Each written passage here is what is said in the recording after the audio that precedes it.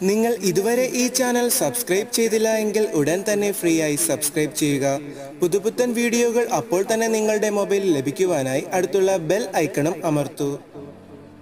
രാജേശ്വരി സീതയുടെ കയ്യിൽ നിന്നും തെളിവുകൾ തട്ടിയെടുക്കാനുള്ള ശ്രമം നടത്തുന്നു.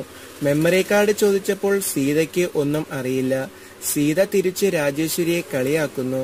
സീത രാജേശ്വരിയെ മണ്ടിയമ്മ എന്ന് വിളിക്കുന്നു.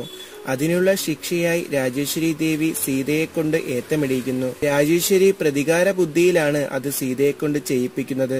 സ്വാതി അത് കണ്ടുകൊണ്ട് വരുന്നു. രാജേശ്വരി വീണ്ടും സീതയെ കൊണ്ട് ഏത്തമിടിയിക്കാൻ ശ്രമിക്കുന്നു. സ്വാതി അത് കണ്ട് വളരെ വിഷമത്തോടെ എന്റെ ചേച്ചിയെ കൊണ്ട് ഇങ്ങനെയൊന്നും ചെയ്യിക്കരുത്, നിങ്ങൾ പ്രതികാരം ചെയ്യുകയാണോ എന്ന് ചോദിക്കുന്നു. സീത തെറ്റ് ചെയ്തിട്ടാണ് ഞാൻ സീതയെ ശിക്ഷിച്ചത്, ഇത് ചെയ്യിച്ച നിങ്ങളെ മണ്ടി എന്നല്ല വിളിക്കേണ്ടത്, സ്വാതി പറയുന്നു. രാജേശ്വരി സീതയോട് പരാതി പറഞ്ഞ് സ്വാതിയെ സീതയിൽ നിന്നും അകറ്റാൻ ശ്രമിക്കുന്നു. സീതയെ കൊണ്ട് സ്വാതിയെ വഴക്ക് പറയിക്കുന്നു. സ്വന്തം അമ്മയെ പോലെയാണ് സീത ഇപ്പോൾ രാജേശ്വരിയെ കാണുന്നത്. സ്വാതി അവിടെ നിന്നും കരഞ്ഞുകൊണ്ട് പോകുന്നു.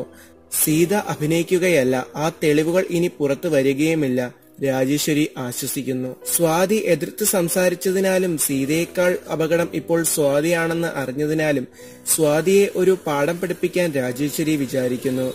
രാജേശ്വരി സ്വാതിയുടെ അടുത്തേക്ക് വരുന്നു.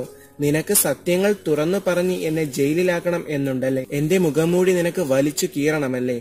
ഒന്നും നടക്കാൻ പോകുന്നില്ല. നിന്റെ ചേച്ചിയുടെ ജീവിതം ഇപ്പോൾ എന്റെ കയ്യിലാണ്. നീ അഹങ്കാരം കാണിച്ചാൽ നിന്റെ ചേച്ചിയുടെ ജീവിതം പാടെ നശിക്കും.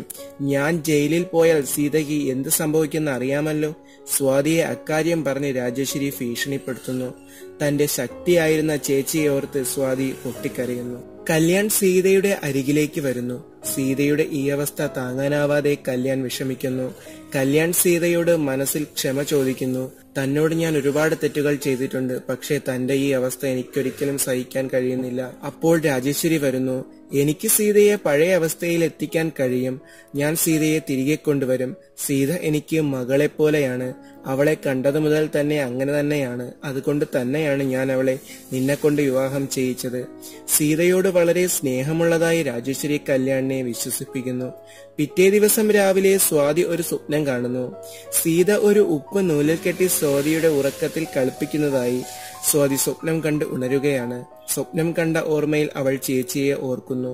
തിരക്ക് റൂമിൽ പോവുകയാണ്. അവിടെ വെച്ച് കണ്ടത് രാജേശ്വരിയുടെ മുഖത്ത് വെയിലടിക്കാതെ നിർത്തിയിരിക്കുന്ന സീതയാണ്. ഇത് ചെയ്യിച്ചത് അമ്മയാണോ എന്ന് സ്വാതി സീതയോട് ചോദിക്കുന്നു. അതെ, എന്റെ അമ്മയുടെ മുഖത്ത് വെയിലടിക്കാതെ ഞാൻ നിന്നതാണ്. അമ്മ എന്നോട് അങ്ങനെ രാവിലെ പറഞ്ഞിരുന്നു. സീതയെ അവിടെ നിന്നും കൊണ്ടുപോകാൻ സ്വാതി ശ്രമിക്കുന്നു. രാജേശ്വരി എഴുന്നേറ്റ് രണ്ടുപേരെയും വഴക്ക് പറയുന്നു. സീതയുടെ ഈ അവസ്ഥ ശരിക്കും ആസ്വദിക്കുകയാണ് രാജേശ്വരി. പ്രതികാര ബുദ്ധിയിൽ അവർ എന്തും ചെയ്യും. തുടരും.